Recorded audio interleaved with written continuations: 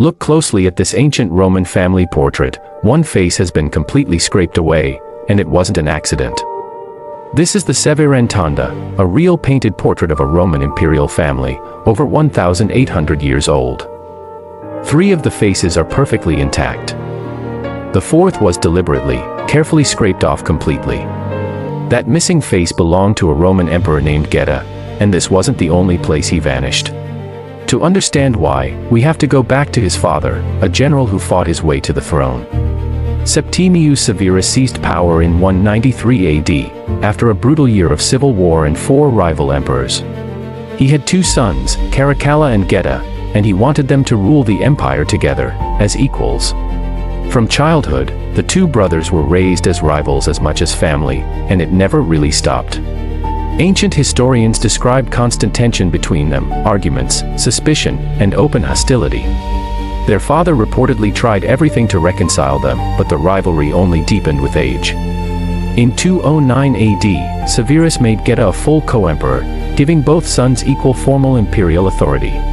Now there were 3 emperors ruling Rome at once, a father, and 2 sons who despised each other.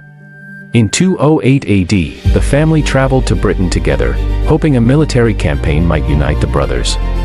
It didn't work at all. Severus grew seriously ill while campaigning in the cold north of Britain. In February of 211 AD, Septimius Severus died in York, reportedly urging his sons to stay united. His final advice, according to legend, was simple: enrich the soldiers, and ignore everyone else. His sons ignored the second half of that advice almost immediately after his death was announced. Now co-emperors with no father left to mediate between them, they returned to Rome as bitter rivals. According to Roman historians, the brothers physically divided the imperial palace to avoid each other. They reportedly sealed doorways between their separate wings and posted guards loyal only to themselves. Some ancient sources even claim the brothers hired separate food tasters, fearing poison from each other. There were even reported plans to formally split the empire in half, one brother ruling each side. Their mother, Julia Domna, reportedly begged them to abandon that idea and rule together instead. For a while, it actually seemed to work. The brothers agreed to at least appear reconciled in public. On December 26, 211 AD, Julia Domna arranged one final meeting, hoping to reconcile her sons for good. Geta arrived at his mother's chambers, believing it was a genuine attempt at peace between brothers. Moments after he entered, Caracalla's own soldiers rushed into the room, their weapons already drawn. Geta was stabbed several times right in front of his own mother, who tried desperately to shield him. According to the ancient historian Cassius Dio, Geta died that same day in his own mother's arms.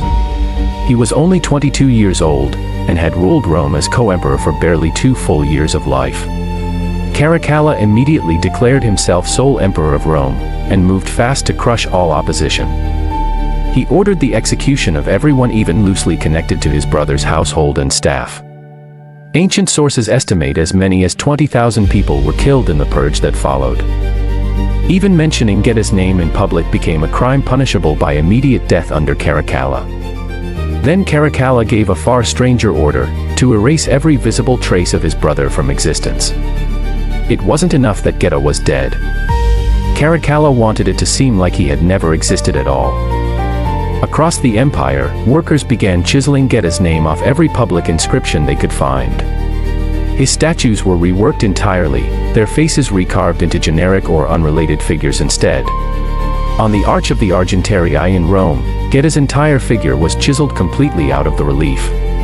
On the Severantonda, that same family portrait, someone carefully scraped his painted face away. Even Rome's currency wasn't safe. Coins bearing Geta's face were ordered melted down empire-wide. This wasn't a small local order at all, it applied across every single province of the whole empire. But melting every coin in circulation across an empire this size was practically an impossible task. So some of those coins survived anyway, quietly proving that Geta had once truly existed and ruled. Historians later gave this process a name, damnatio memoriae, the deliberate condemnation of memory.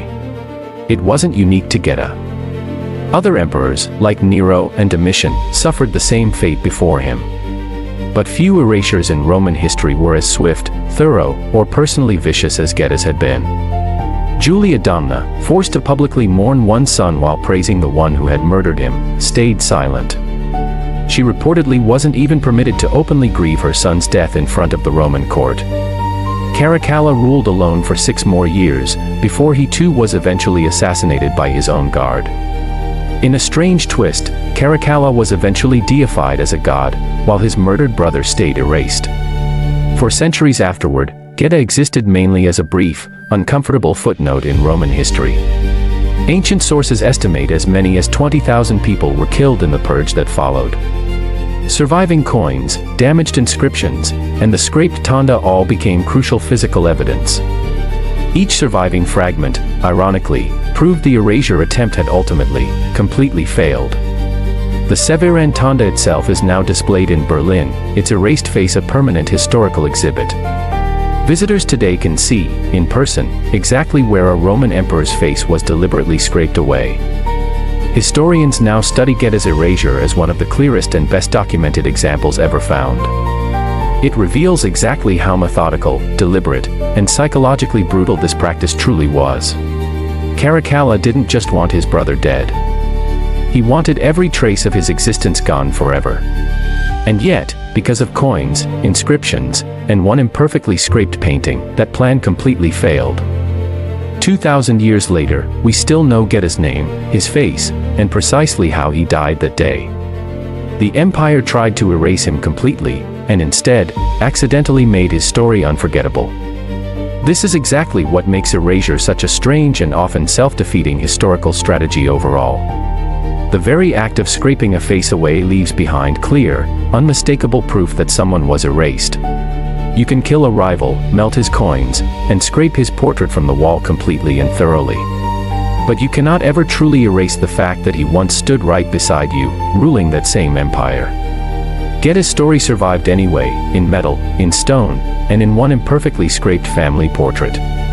History, it turns out, is remarkably difficult to fully and permanently erase once it has happened.